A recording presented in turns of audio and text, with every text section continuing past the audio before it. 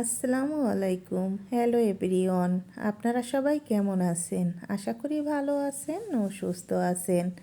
আজকে আরও একটা নতুন ব্লগ ভিডিও নিয়ে আমি আপনাদের মাঝে হাজির হয়েছি।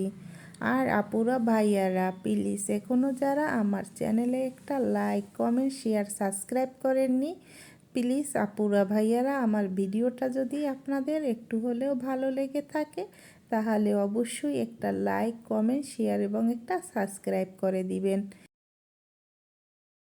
এই তো আপুরা ভাইয়ারা প্রতিদিনের মতো বাসার কাজ দিয়ে আমি আমার ব্লগ ভিডিওটা শুরু করলাম। এখন আমি আমার বাসার ফার্নিচার মুছবো, তারপরে আমার রুমটা ঝাড়ু দেব, ঝাড়ু দিয়ে সুন্দর করে পরিষ্কার করে নেব। বাসার ফার্নিচারগুলো আমার প্রতিদিনই মুছতে হয়, কারণ একদিন না মুছলে আমার ফার্নিচারে ধুলোবালি পড়ে নষ্ট হয়ে যায়।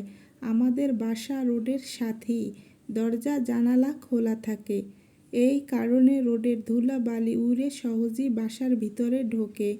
আর সারা দিনই তো রোডে গাড়ি চলাচল করে, আর আমাদের দরজা জানালাও দিনে খোলা থাকে, যেই কারণে ধুলাবালি এসে সহজেই আমাদের ফার্নিচারগুলো একদম নোংরা করে দেয়।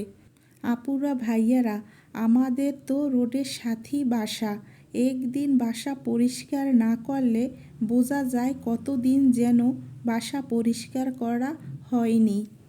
এখন দুপুরবেলা রান্না করব, তাই রান্না করার জন্য ফ্রিজ থেকে কিছু তেলাপিয়া মাছ নামিয়ে নিছি আর ভাজি করব। ভাজি করার জন্য আমি আলু, মূলা এবং সিম কুচইয়ে নিছি। এগুলো আমি চিংড়ি মাছ দিয়ে ভাজি করব। আর এই তো ভাত রান্না করার জন্য আমি চালটা ধুয়ে চুলায় বসিয়ে দিলাম। আর এদিকে অন্য চুলায় আমি ভাজিটা করে নেব। এই জন্য আমি একটা কড়াই বসিয়ে দিলাম, কিছু তেল দিয়ে দিলাম, সরিষার তেল। আমি কাঁচা মরিচ, চিংড়ি মাছ দিয়ে আমি ভাজিটা করব। এই তো আমার ভাজিটা করা হয়ে গেছে। এদিকে আমি তেলাপিয়া মাছ আমি সুন্দর করে সকল মশলা দিয়ে মাখিয়ে নিয়েছি।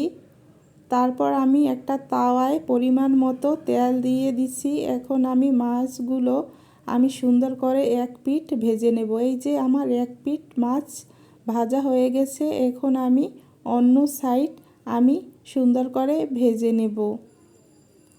এই তো আমি এখন মশলাটা দিয়ে দিছি, মশলাটা দিয়ে আমার সুন্দর করে কষানো হয়ে গেছে। এই তো এখন আমি মাছটা রান্না করতে যতটুকু পরিমাণ পানি দরকার আমি দিয়ে দিচ্ছি, আর কিছু ধনিয়া পাতা কেটে রেখেছিলাম তা দিয়ে দিছি। এই তো প্রায় আমার মাছটা রান্না করা হয়ে গেছে। তাহলে আপুরা ভাইয়েরা আমার ব্লগ ভিডিওটা আজকে কেমন হয়েছে অবশ্যই কমেন্টের মাধ্যমে জানাবেন। তাহলে আজকে এ পর্যন্তই, আপনারা সবাই ভালো থাকবেন। খোদা হাফেজ।